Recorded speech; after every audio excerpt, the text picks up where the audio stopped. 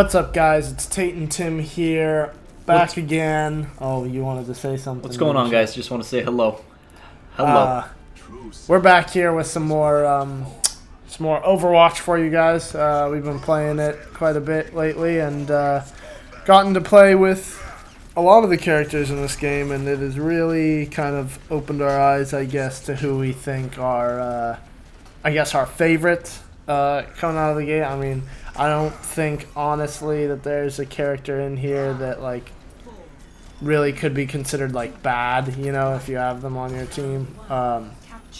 Different people are good with different characters, so obviously, like, if you get somebody good with somebody that you're not good with, that's always a plus. But we have today constructed a video for you guys just on our favorites from every class that there is. Our favorites and why, and I'm going to start off because I typically, when I play, I don't know if you noticed, when I play Skyrim, well, we made a couple videos on the channel, and I stick to one character. I don't like to choose too many, so when I stick with one, I try to use them, figure them out, and just stick with them.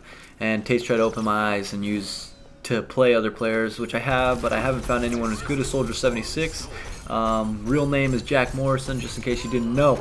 Alright, the militant, and he's great. Tim's actually gotten so fond of this character, he's looked into the backstory of him and everything. But anyways, continue. So, I mean, what I like the most about him is his heavy pulse rifle. I mean, it only takes 1.5 seconds to reload. He's got 200 health, which isn't too much, but I mean, he's not a tank. And he's pretty much a DPS kind of guy. He puts in work. You can do really well if you like to camp. I'm not saying I do, but if I'll set down my health pack on the ground and cover a good surface area, and I mean, in a reasonable area, I'll put it behind a corner. Say our team is trying to move the payload and it's about to turn a corner. I love to set it right there because the whole team can kind of shift and gain some ground there while being healed, so they don't take too much damage. And speaking of damage, this is an automatic gun, the heavy pulse rifle, but it's recommended to shoot like 3 bursts at a time. That is when it's most accurate, and it usually does like damage from like 6 to 20. And so far, so good. I love the feature of being able to like sprint unlimitedly, and it kind of gives me, using Soldier 76 makes me feel like I'm kind of playing Call of Duty.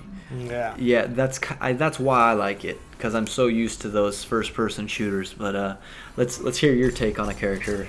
Well, yeah, I mean, as you said before, like, Soldier 76, I feel like is a great intro to this game because of that aspect of, like you said, it's like Call of Duty, but it's not really like Call of Duty, and he's got all sorts of stuff that he can use to his advantage, like you know, the rockets that he shoots out. Yeah, that linear splash projectile that does the most damage. It does actually about like 120 damage. Yeah, so if you hit that head on and fire a few rounds into somebody, they're pretty much done for. And you can heal yourself, which is always helpful. As in our first video, we talked about how healing yourself was helpful. But anyways, to get into more people that we like, my personal favorite has got to be Tracer. And, you know, she's the main character in the whole Overwatch, I guess, world or whatever, and she's on the cover of the game and everything. But she's my favorite just because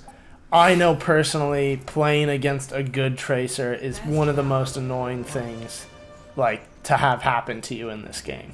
Simply because she's so hard to hit. I mean, she's so good with, being able to teleport pretty much all over the place and really confuse your enemies. Like, that's something that great for flanking. Yeah, I notice when you play with Tracer. Absolutely great for flanking. Definitely not not necessarily front lines, going into the mix with all the tanks and stuff, but if you can find a way around to the other side of the enemy and get behind them, Tracer is very, very effective. And so that is why Tracer is probably my favorite character in the game as of right now. That rapid fire that she has is good, and it can take someone out, but it's super hard for me to be accurate when I use Tracer. But like you said, she is like an aerial threat all around. Like, any map. She can distract you, attack you, dodge you, and then come back and be your worst nightmare. But moving on from Tracer, I gotta say probably one of the next ones that I've played the most is Bastion.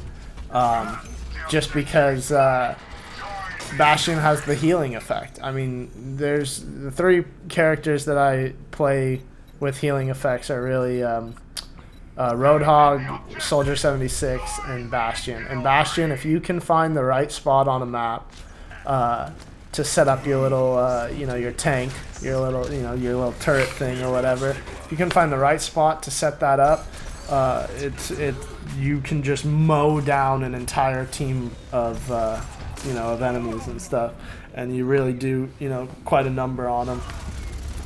So that's like right here, as you can see in the kill cam, somebody's just posting up with Bastion, and you can pick people off that way. You do a stupid amount of damage. You can heal yourself. The only issue is you run into a Roadhog and you're pretty much screwed because they'll just hook you and you'll be done for. And then time to set camp again. But Bastion's a great one of my favorites besides Tracer, and then that's got to be those 2 are probably my best damage doing users or characters that I would use. Well, what about you? You got any other characters? I would say. No, just any other like damage characters, because if we're moving on from damage characters. The Reaper's pretty. The Reaper's very effective close combat. I like the. When I used Reaper before I got hooked on Soldier 76, I was loving the way he was able to teleport, almost kind of like Tracer, but a different form of transportation. My only issue is it's not I don't think it's as fast at all.